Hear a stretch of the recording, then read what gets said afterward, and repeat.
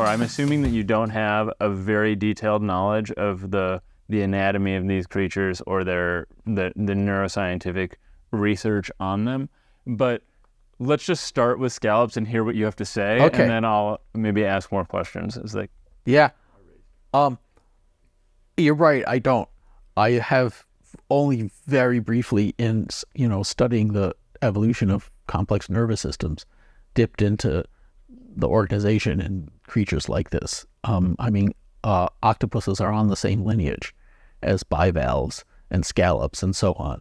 So it has been said octopuses represent the most alien intelligence to humans that you can get on Earth because they're so distant in evolutionary space. But I don't think that shrimp, that clams and other bivalves have a brain. I think they have ganglia. They don't have a brain. They have a collection of ganglia that perform various kinds of... And what are ganglia? So a ganglion is a clump of neurons that is interconnected, that compute stuff. And it's usually relatively small, and you usually have lots of them sprinkled throughout a body that helps locally control processes.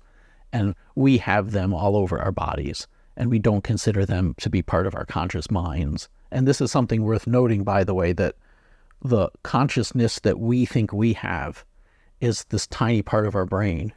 And for example, the spinal cord, most people don't consider their spinal cord conscious, is more sophisticated by far than any of these creatures you're talking about. Like the amount of processing going on, the amount of intelligence in the human spinal cord or the human stomatogastric ganglion and other ganglia around their body far exceeds that of these other creatures. When you say these other creatures, are you exclusively referring to the bivalves at this point? Right. Okay. Right. So something like an octopus develops a much larger, basically a ganglion that grows and becomes a brain. But if you're talking about, insects even, or shrimp, or spiders, or bivalves, or I just want to snails. stick to bivalves Okay. for the moment. Bivalves.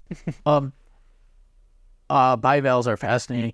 When I was little, we had a vacation house. We still do, or my parents do, in upstate New York, and we'd wander around, and in the streams way in the back, in this very fieldsy, woodsy area, we'd find these fossil, millions and millions of fossils, little shells.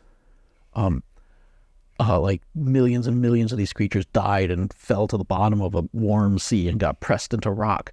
And there's just literally every rock you pick up is crammed full of these little shells. They're little bivalve shells. And we went to the museum. They said, 400 million years old, Devonian period. They're from a long time ago, these little guys. Bivalves have been around for a long time. And I would say long before the evolution of the kinds of brain structures that serve what we think of as consciousness or experience. They're little machines that do stuff. So I think that there is a tendency in the world of animal consciousness to intentionally mix up processing with experience, and to say, well, it processes this and then it reacts that way, and then to use the language of it experiences this and chooses that. And that's all over the world of animal consciousness. And so it is possible to write about bivalves and say, well, they experience this in order to do that, and they experience internal states. But that's not use of the word experience in the same sense. That just means the information got in and something processed it. So I think bivalves have the neural machinery to process information and tweak that and, make the little foot move and open the thing. And they have that. But I don't think they have anything vaguely like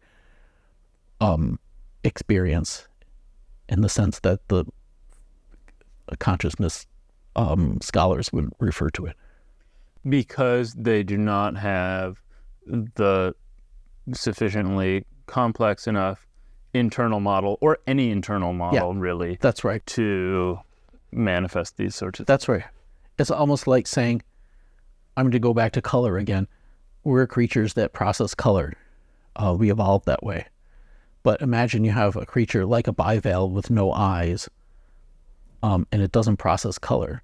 And then you ask, well, but does it have color experience? No, because it's not processing that information. It doesn't work. Its processing doesn't work in that domain. It doesn't have that information. So that makes no sense.